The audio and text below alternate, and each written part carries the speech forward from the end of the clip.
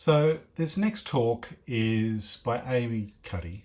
She's a researcher at Harvard. And a couple of things I wanted to say just before you see my reaction to her TED Talk, and where I point out the stories and I guess just get people really familiar how people enter into these stories, what the stories are about, all the variation that you see in stories and storytelling. And just so that you start to immerse yourself into stories in a purposeful way. Now, when people say to me, particularly leaders in organisations, if I say, "Oh, look, in a 20-minute presentation, how many stories, should you tell?" And the response is often just one story. Perhaps they'll stretch it to two stories. And they think that that's as long as you can really make it.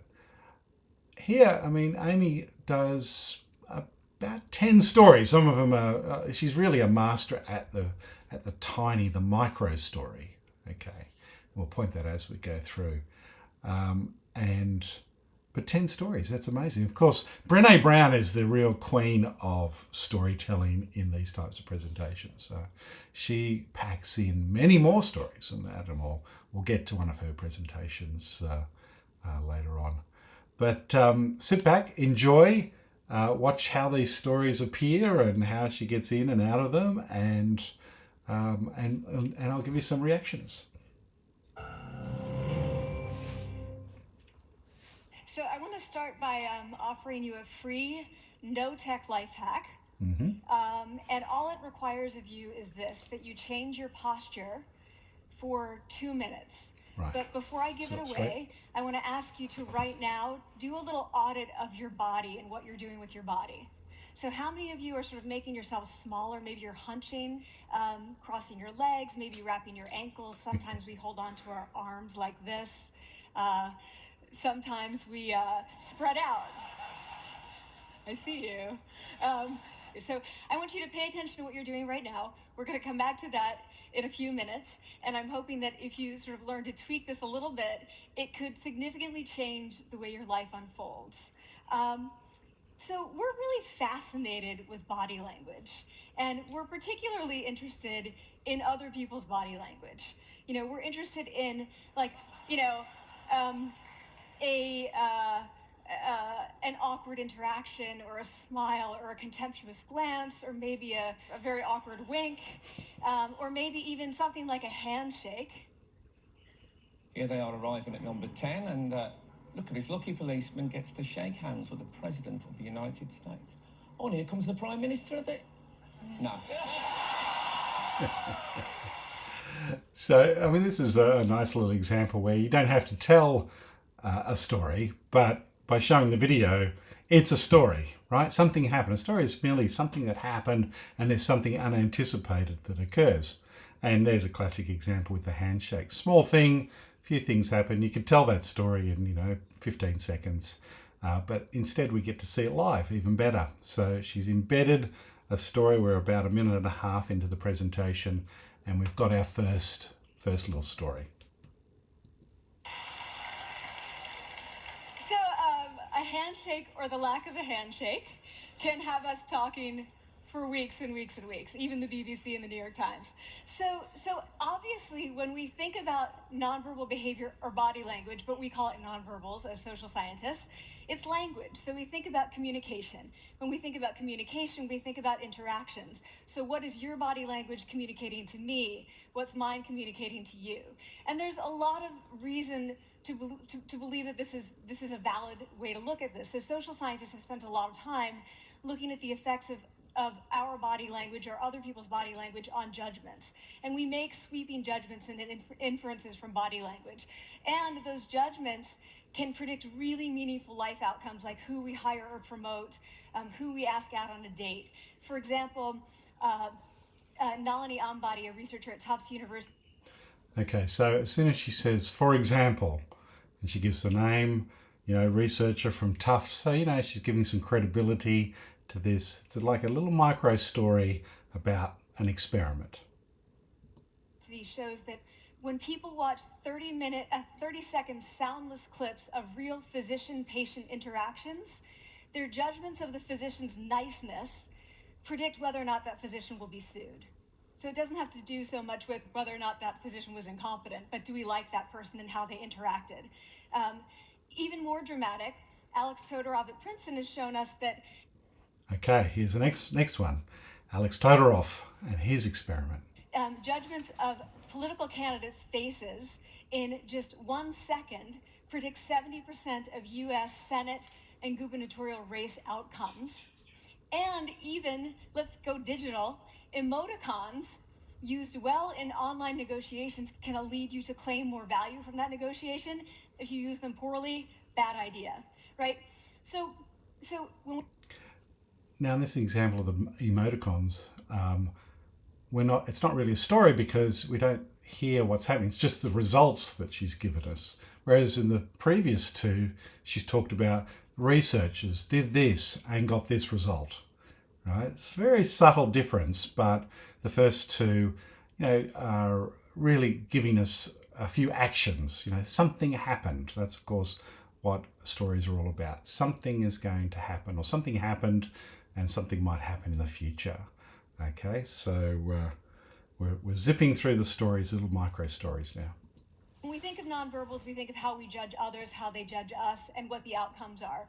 We tend to forget, though, the other audience that's influenced by our nonverbals, and that's ourselves. We are also influenced by our nonverbals, our thoughts and our feelings and our physiology. So what nonverbals am I talking about? I'm a social psychologist. I study prejudice, and I teach at a competitive business school. So it was inevitable that I would become interested in power dynamics. I became especially interested in nonverbal expressions of power and dominance. I just want to mention here that there's a couple of topics that humans just love to learn about, particularly through stories. And the top of the hierarchy is anything to do with death, because we like to avoid death. So hearing stories about that, we go, okay, I won't do that and I'll avoid that. The second is anything to do with the safety of children. So, we want to make sure our children are safe. It's kind of a very evolutionary drive, if you like. Third on my list would be anything to do with sex. Again, important for evolution. And then the fourth one is power, because people with power can have phenomenal impact on our lives. So we tell stories about people with power so that we can either benefit or, just be careful of those folks so that, it doesn't get used against us in some way, right? So that's why we tell so many stories about leaders and anyone really in power. And by the way, power can be not just hierarchical power, but it could be capability power. People with a lot of expertise have power. Might be beauty power. It might be power to do with relationships, right? There's a range of power, and status is another one, of course. So it's interesting that Amy is actually focused on power. And I should have mentioned right at the beginning, this is the second most viewed TED Talk on their site. So she's had about 66 million views watching this particular presentation. And what are nonverbal expressions of power and dominance? Well, this is what they are. So in the animal kingdom, they are about expanding. So you make yourself big, you stretch out, you take up space, you're basically opening up. It's about opening up. And this is true across the animal kingdom. It's not just limited to primates, and humans do the same thing. So they do this both when they have power sort of chronically, and also when they're feeling powerful in the moment. And this one is especially interesting because it really shows us how universal and old these expressions of power are. This expression, which is known as pride, Jessica Tracy has studied. So just before we talk about Jessica Tracy's study, just showing the image of Usain Bolt in that particular pose triggers stories for us, okay? So many of us would have seen either this race or a race like it where, he wins the race and has this quite great expression at the end. And of course, he does these bolt signatures sort of sign towards the end as well. But we sort of remember these things. So again, it's helping the audience just get more stories as part of the whole experience. And then we're going to move on to another experiment story from Jessica Tracy. She shows that people who are born with sight and people who are congenitally blind do this when they win at a physical competition. So when they cross the finish line and they've won, it doesn't matter if they've never seen anyone do it, they do this. So the arms up in the V, the chin is slightly lifted. What do we do when we feel powerless? We do exactly the opposite. We close up, we wrap ourselves up, we make ourselves small. We don't want to bump into the person next to us. So again, both animals and humans do the same thing. And this is what happens when you put together high and low power. So what we tend to do when it comes to power is that we complement the other's nonverbals. So if someone's being really powerful with us, we tend to make ourselves smaller. We don't mirror them, we do the opposite of them. So I'm watching this behavior in the classroom, and what do I notice? Okay, so she starts off with a story. I'm watching this behavior in the classroom. What do I notice? Something's happening here. Okay, so we want to know what's going to happen I next. noticed that MBA students really exhibit the full range of power nonverbal. So you have people who are like caricatures of alphas, like really come into the room, they get right into the middle of the room before class even starts, like they really want to occupy space. When they sit down, they're sort of spread out, they raise their hands like this. You have other people who are virtually collapsing when they come in. As soon as they come in, you see it.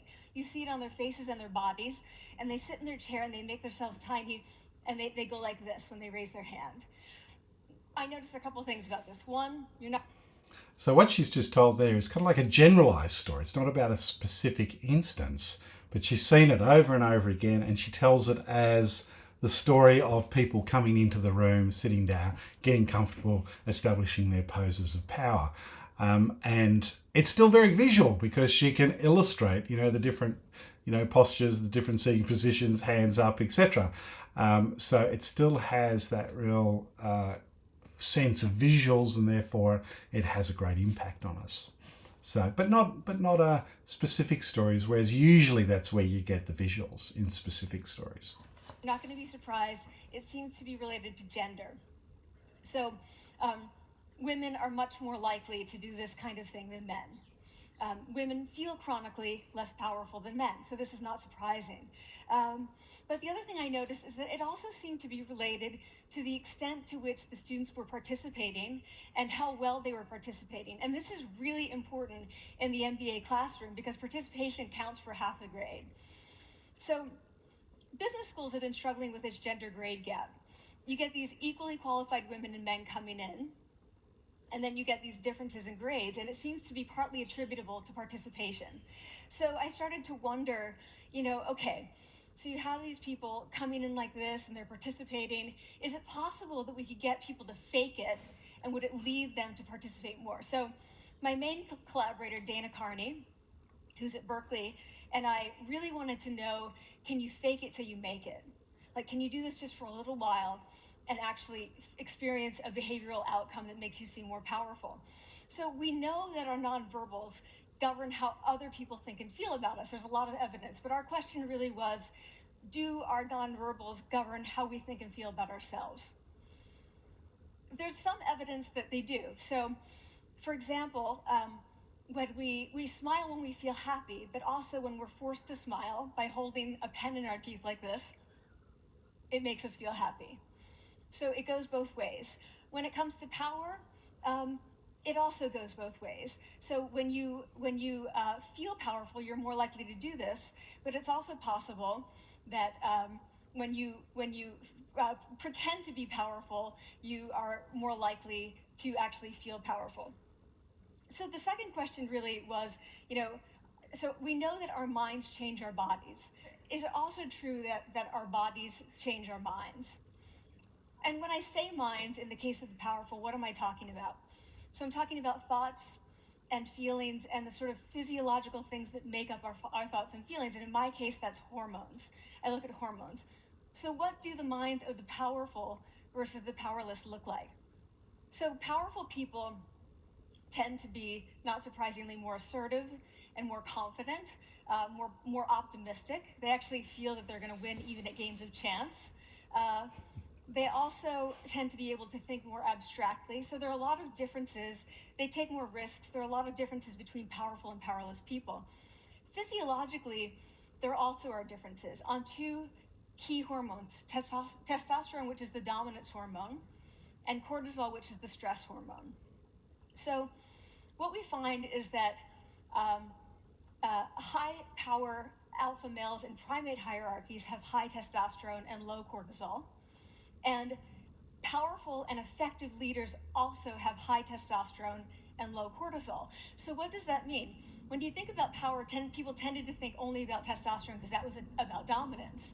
But really, power is also about how you react to stress. So do you want the high power leader that's dominant, high on testosterone, but really stress reactive? Probably not, right? You want the person who's powerful and assertive and dominant, but not very stress reactive, the person who's laid back. So we know that in primate hierarchies, if an alpha needs to take over, if an individual needs to take over an alpha role sort of suddenly, within a few days, that individual's testosterone has gone up significantly and his cortisol has dropped significantly. So we have this evidence both that the body can shape the mind, at least at the facial level, um, and also that role changes can shape the mind. So what happens, okay, you take a role change, what happens if you do that at a really minimal level, like this tiny manipulation, this tiny intervention? For 2 minutes you say, I want you to stand like this, and it's going to make you feel more powerful. So this is what we did. We decided to bring people into the lab and run a little experiment.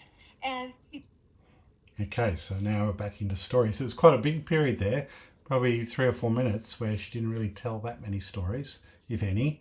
And now we're back into, okay, this is what we did. Something happened. people adopted for 2 minutes either high power poses or low power poses. And I'm just going to show you 5 of the poses, although they took on only 2. So here's one, couple more. This one has been dubbed the Wonder Woman by the media. Here are a couple more. So you can be standing or you can be sitting. And here are the low power poses. So you're folding up, you're making yourself small. This one is very low power. When you're touching your neck, you're really kind of protecting yourself. So this is what happens. They come in, they spit into a vial. We, for 2 minutes, say, you need to do this or this. They don't look at pictures of the poses. We don't want to prime them with the concept of power. We want them to be feeling power, right? So 2 minutes they do this. We then ask them, how powerful do you feel on a series of items? And then we give them an opportunity to gamble.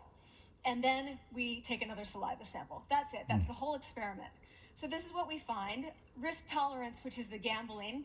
What we find is that when you're in the high power pose condition, 86% of you will gamble. When you're in the low power pose condition, only 60%, and that's a pretty whopping significant difference. Here's what we find on testosterone. From their baseline when they come in, high power people experience about a 20% increase, and low power people experience about a 10% decrease. So again, 2 minutes and you get these changes. Here's what you get on cortisol. High power people experience about a 25% decrease, and the low power people experience about a 15% increase. So 2 minutes lead to these hormonal changes that configure your brain to basically be either assertive, confident, and comfortable, or really stress reactive, and feeling sort of shut down. And we've all had that feeling, right? So it seems that our nonverbals do govern how we think and feel about ourselves. So it's not just others, but it's also ourselves. Also, our bodies change our minds. But the next question of I love these experiment stories because you get the benefits of narrative plus data, right? And and usually published journals associated, which gives you credibility, etc. So it has that sort of double whammy effect. You can sort of see though it does feel different at the beginning as she's telling us the story about what they're going to do, and then she morphs into showing the actual graphs, but again, it's what happened. This happened, we got this result, and then we got that result. It's only when she starts putting the sort of bullet points on the slides, like we have it on the page now, our bodies change our minds, that we start to get straight, non-narrative information, right? It's just viewpoint assertion, or based on the results of the study, of course. But you can sort of feel the difference as you move into this type of communication. Of course, is can power posing for a few minutes really change your life in meaningful ways? So this is in the lab, it's this little task, it's just a couple of minutes. Where can you actually apply this, which we cared about, of course. And so we think it's really what matters. Where you want to use this is evaluative situations, like social threat situations. Where are you being evaluated? Either by your friends, like for teenagers at the lunchroom table. It could be, for some people, it's speaking at a school board meeting. It might be giving a pitch, or giving a talk like this, or doing a job interview. We decided that the one that most people could relate to, because most people had been through, was the job interview. So we published these findings, and the media are all over it, and they say... Here's another one, but it's an interesting one because she says, we published these findings, something happened, and the media were then all over it, and they say now she's about to deliver dialogue, and of course dialogue can only be delivered inside a story. Okay, so it's a classic indicator of a story being told. So listen to this. Okay, so this is what you do when you go in for the job interview, right? So we were, of course, horrified and said, oh my God, no, that's not what we meant at all, for numerous reasons. No, don't do that. Again, this is not about you talking to other people, it's you talking to yourself. What do you do before you go into a job interview? You do this, right? You're sitting down, you're looking at your iPhone or your Android, not trying to leave anyone out. You're looking at your notes, you're hunching up, making yourself small, when really what you should be doing maybe is this, like in the bathroom, right? Do that, find 2 minutes. So that's what we want to test, okay? So we bring people into a lab, and they do either high or low power poses again. They go through a very stressful job interview. It's 5 minutes long. They are being recorded. They're being judged also. And the judges are trained to give no nonverbal feedback. So they look like this. Like, imagine this is the person interviewing you. So for 5 minutes, nothing. And this is worse than being heckled. People hate this. It's what Marianne LaFrance calls standing in social quicksand. So this really spikes your cortisol. So this is the job interview we put them through, because we really wanted to see what happened. We then have these coders look at these tapes, 4 of them. They're blind to the hypothesis, they're blind to the conditions. They have no idea who's been posing in what pose. And they end up looking at these sets of tapes, and they say, oh, we want to hire these people, all the high power posers. We don't want to hire these people. We also evaluate these people much more positively overall. But what's driving it? It's not about the content of the speech. It's about the presence that they're bringing to the speech. We also, because we rate them on all these variables related to sort of competence, like how well structured is the speech? How good is it? What are their qualifications? No effect on those things. This is what's affected. These kinds of things. People are bringing their true selves, basically. They're bringing themselves. They bring their ideas, but as themselves, with no, residue over them. So this is what's driving the effect, or mediating the effect. Okay, so I didn't point that one out until afterwards, but I'm hoping as that one started where she said, we bring people into our lab. As soon as you hear that, that's the beginning of the story, and then she tells another experiment story. So she's told us quite a few experiment stories all the way through. She's probably up to 7 or 8 by this stage. She's now going to bring it home with one big story, okay? And I should say that she actually uses the word story, which I recommend against, because especially in a business setting, when you say, hey, I'm going to tell you a story, often the audience reacts negatively. They sort of they roll their eyes and go, oh, do we have time for that? And, is this business like? You don't need to use the S word, right? Now, people do it. There's no doubt about it. And they don't get a strong impact in this sort of environment where it's a little bit outside the organisation, but something to just be aware of, I guess. So When I tell people about this, that our bodies change our minds and our minds can change our behavior and our behavior can change our outcomes, they say to me, it feels fake, right? So I said fake it till you make it. Like, it's not me. Like, I don't want to get there and then still feel like a fraud. I don't want to feel like an imposter. I don't want to get there only to feel like I'm not supposed to be here. And that really resonated with me because I want to tell you a little story about being an imposter and feeling like I'm not supposed to be here. When I was 19, I was in a really bad car accident. I was thrown out of a car, rolled several times. I was thrown from the car, and I woke up in a head injury rehab ward. And I had been withdrawn from college, and I learned that my IQ had dropped by 2 standard deviations, which was very traumatic. I knew my IQ because I had identified with being smart, and I had been called gifted as a child. So I'm taken out of college. I keep trying to go back. They say you're not going to finish college. Like, just, there are other things for you to do, but that's not going to work out for you.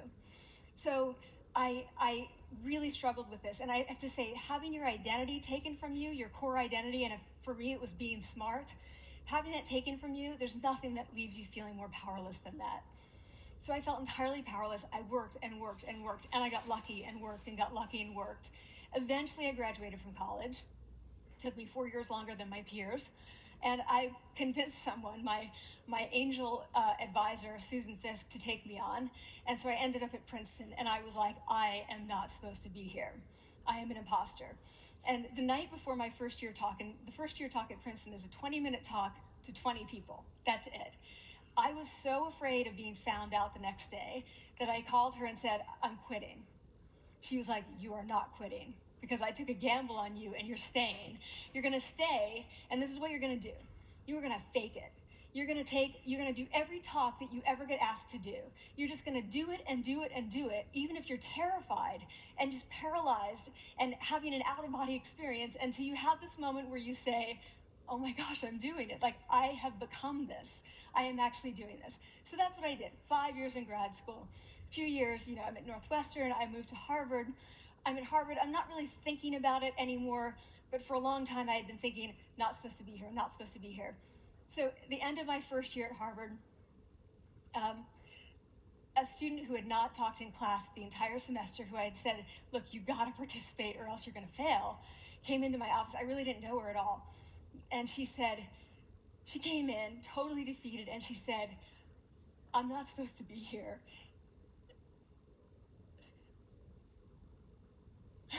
And that was the moment for me, because 2 things happened. One was that I realized, oh my gosh, I don't feel like that anymore. I don't feel that anymore, but she does, and I get that feeling. And the second was, she is supposed to be here. Like, she can fake it, she can become it. So I was like, yes, you are. You are supposed to be here, and tomorrow you're gonna fake it, you're gonna make yourself powerful, and you're gonna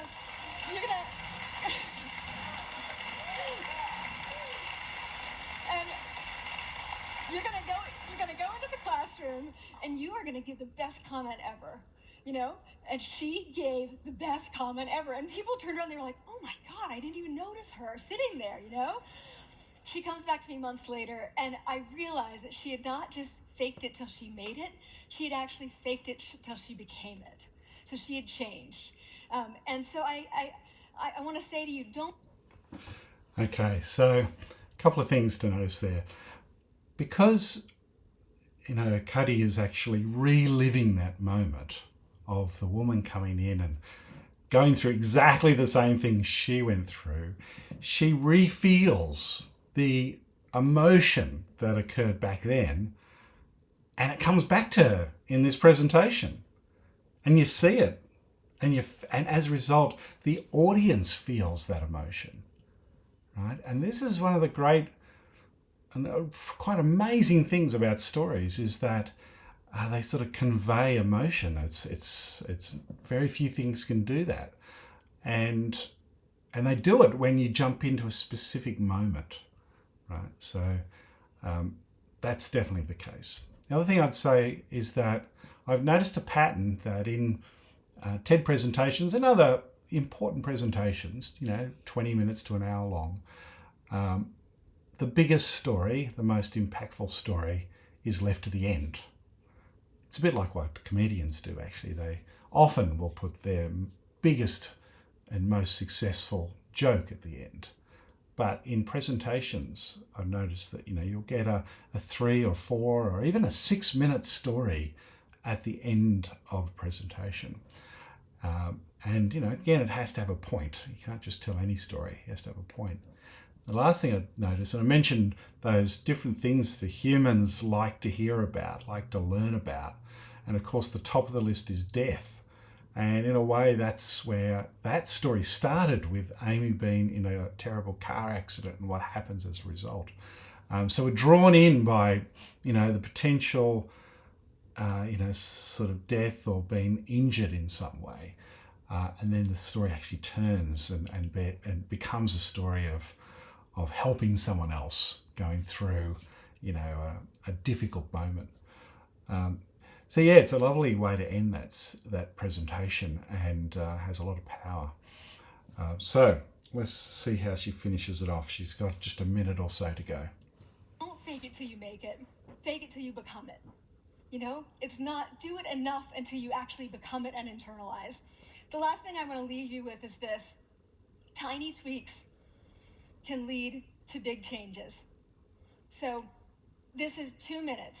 2 minutes, 2 minutes, 2 minutes. Before you go into the next stressful evaluative situation, for 2 minutes, try doing this in the elevator, in a bathroom stall, at your desk behind closed doors. That's what you want to do.